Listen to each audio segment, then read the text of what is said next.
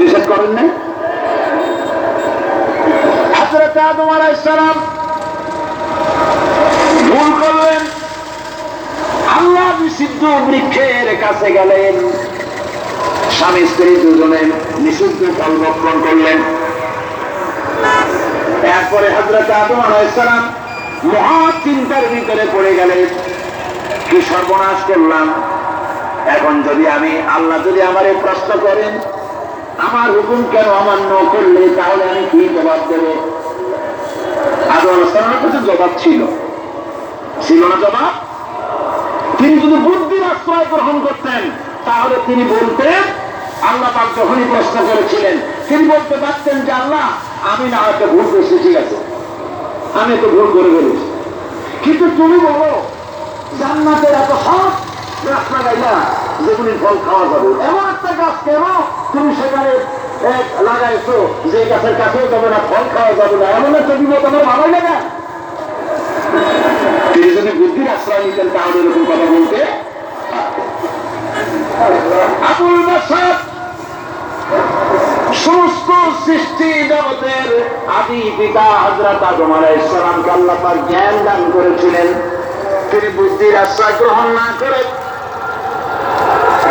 তিনি জ্ঞান দ্বারা বুঝতে পারলেন সবলকে দুর্বলকে যদি বাঁচতে হয় মহাশক্তিধরের সামনে বিনা সত্যে মাথা নিচু করে দিতে হয়, আর্গুমেন্ট করা যায় না। সত্য সত্যি আল্লাহ প্রশ্ন করলেন, আমার হুকুমটা বাংলা কেন? হযরত আদম আলাইহিস সালাম কোন আর্গুমেন্ট পেশ না করে তিনি বিনয়ের সাথে কেঁদে কেঁদে বললেন, রব্বানা যালামনা আনফুসানা ওয়া ইন লাম তাগফির লানা ওয়া তারহামনা লানাকুনান্না মিনাল খাসিরিন। সবাই পড়েন, রব্বানা যালামনা আনফুসানা ওয়া ইন লাম তাগফির লানা ওয়া তারহামনা লানাকুনান্না মিনাল খাসিরিন।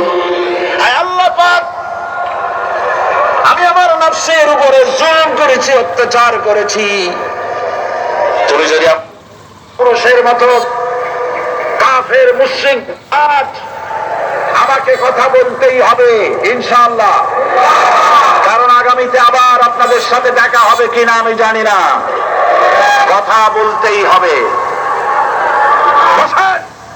কেউ দাঁড়িয়ে থাকবেন না। আমি দেখতে পাচ্ছি বাংলাদেশের ভাগ্য আকাশে উত্তর গগনে কালো মেঘ জমা হয়েছে, ঝড়ের পূর্বাভাস লক্ষ্য করছি। যদি মোকাবেলা করতে না পারেন সক্ষম ভাবে, এমন অন্ধকার গাঢ় কালো অমাবস্যার রাত আসতে পারে